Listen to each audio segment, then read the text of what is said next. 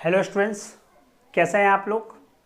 आज हम लोग बीसी ईसीई लेटरल एंट्री में डिफरेंशियल इक्वेशन का लेक्चर नंबर 22 कर रहे हैं। और आज इस लेक्चर में हम लोग करेंगे क्या, तो केस 2 का पार्ट बी देखेंगे जो कि इम्पॉर्टेंट है। तो क्या है सवाल, सो सुनेंगे। बोला है कि इस डिफरेंशियल इक्वेशन को सॉल्व करना है। ये जो डिफरेंशियल इक्वेशन है वो क्या दिया हुआ है, तो D square plus 4y is equal to cos 2x। बोलो क्लियर एकदम अच्छे से।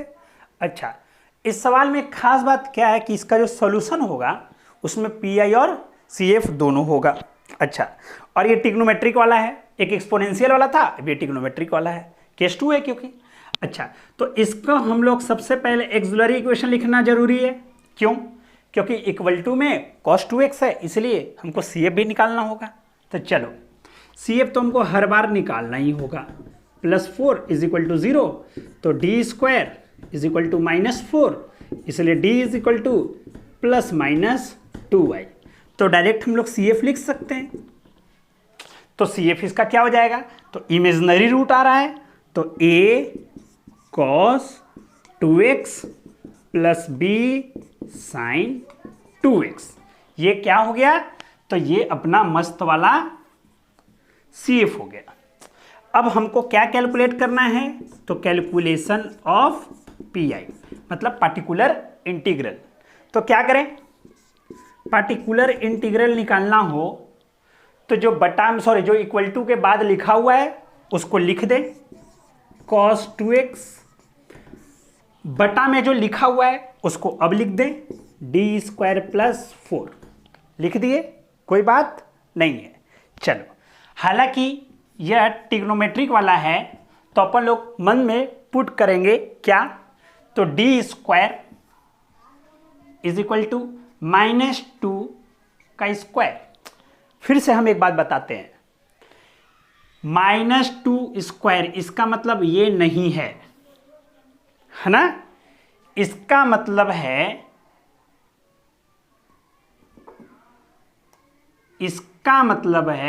-4। 2 का स्क्वायर है, -2 का स्क्वायर नहीं है। क्यों? क्योंकि अपने को पता है कि लिखा जाता था D square is equal to -a square, और a यहां पर होता था x का जो कोफिशिएंट है, है ना। तो चलो, तो पुट करना है क्या, डी स्क्वायर के जगह पे -4, याद रहे सिर्फ डी स्क्वायर के जगह पे। तो चलो भाई, तो पी आई देखे तो cos 2x। अच्छा, तो डी स्क्वायर के जगह पे -4 प्लस 4, अरे ये तो बटा में 0 आ गया। तो हम सिखाए हैं, फिर से तुमको एक ही कॉन्सेप्ट बता रहे कि जैसे ही ये कौन सा केस 2 का पार्ट भी निकल गया, याद है ना, हर केस में 2 पार्ट होगा। एक पार्ट होगा जिसमें बटा में 0 नहीं आएगा, और एक पार्ट होगा जो बटा में 0 होगा। इस पर देख रहे हैं कि बटा में 0 हो गया। तो जैसे ही बटा में 0 हो जाए ना, वैल्यू बोलोगे डी के जगह पे पुट करने के लिए, और डी स्क्वायर के जगह पे जैसे ही पुट किए तो वैल्यू अगर 0 हो गया ना, तो अपने बात से मुंह कर जाओ। है नहीं, वो तो इसे हम टाइम पास कर रहे थे, ऐसे ही बोल के अपने बात से मुंह कर गए। तो मुंह करने के बाद क्या करें, आखिर आंसर तुम बात से मुंह कर सकते हो, आंसर तो तुमको लाना ही पड़ेगा। तो आंसर लाने के लिए क्या करा, तो सुनना, अपने बात से मुंह कर गए, है ना। अच्छा, तो सुने, तो लिखें फिर से सवाल, cos 2x। अच्छा सुने, नीचे वाले को डिफरेंशिएट कर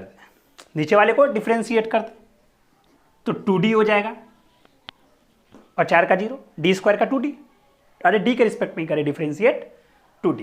तो जैसे ही डिफरेंशिएट कर देंगे नीचे, तो ऊपर में इंटू करना पड़ेगा। तो कर दिए, बोलो क्लियर है।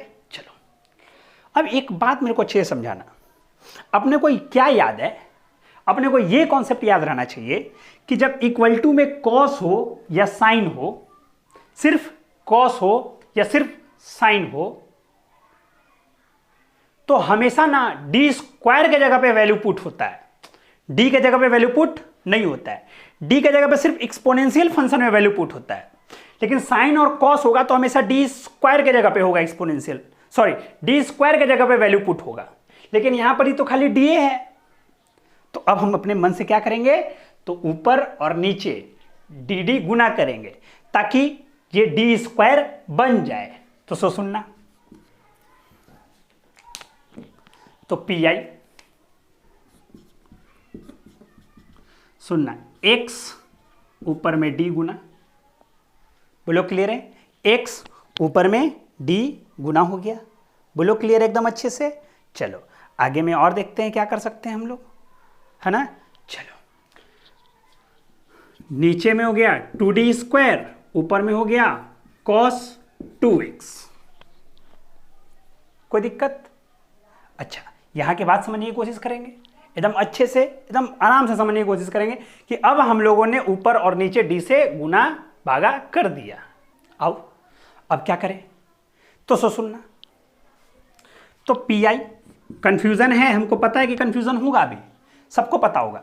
अच्छा याद है कि डी का मतलब होता है डी बटा डी एक्स, इसका मतलब ये तो एक्स है, ये है, और ये डी बटा डी एक्स है किसका, cos 2x का, मतलब cos 2x का डिफरेंशिएशन करना है। अरे d का मतलब d बटा dx, तो d बटा dx किसका, अरे भाई इसको ऐसा तो लिखा जा सकता है ना, d बटा dx cos 2x का।